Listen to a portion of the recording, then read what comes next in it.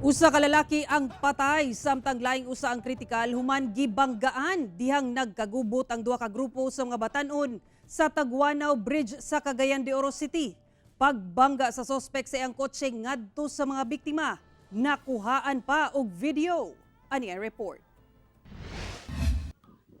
Kini ang viral video karon sa social media sa nahitabong kagubot tali duha ka grupo sa mga batan-on sa Taguanaw Bridge, Barangay Indahag sa Cagayan de Oro City adlawng Domingo. Sa video, makita ang mga batan-on nga nagtapok sa usa ka bahin sa tulay.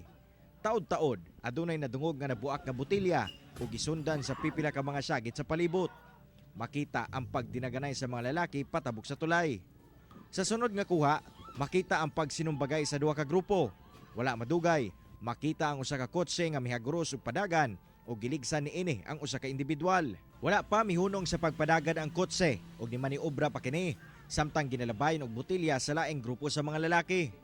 Sa investigasyon sa Cagayan de Oro City Police Office, migawas nga nag-car shot ang maong grupo sa lugar. Usa ang patay sa insidente nga giilang si Paul John Levita, 26 anyos. Siya ang unang naligsan sa video samtang kritikal ang kahimtang sa laing biktima sa pagpangligis nga si Rufus Levita, 22 anyos. Dunay pag-inom-inom sa ilim ng makahubog sa maong lugar sa wala pa matigayon ang maong hitabo. So dunay kantsaw nya nisantop sa panaglalis, heated argumentation and altercation nya kining lalaki siguro na offend siya. Dugang sa kapulisan nga dugay na kuno nilang ginabantayan ang lugar ug nakalakip ta kini sa ilang ginaadtuan. Gapahigayon mag on the spot check sa matag government installation sama sa Taguanaw Bridge, diha pud sa Makasandig Bridge, di gani sa coastal area nga diin gatapok atong mga kaigsunan.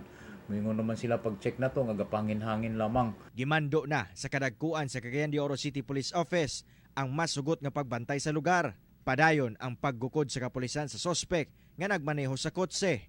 Hinuon na plakahan na kuno niini ang maong sakyanan. Padayon nga ginapangita karon sa Cagayan de Oro City Police Office ang sospek nga maoy nagmaneho sa nasangpit nga sakyanan. Ang panawagan nila karon ngadto sa sospek nga mas maayong mutahan na lamang sa otoridad ug atubangon ang iyang salaod. Kasong reckless imprudence resulting to homicide and multiple serious physical injuries ang posibleng atubangon sa sospek. Kauban si Makoy Sempron sa kamera. Ako, si Cyril Chavez para sa One Mindanao.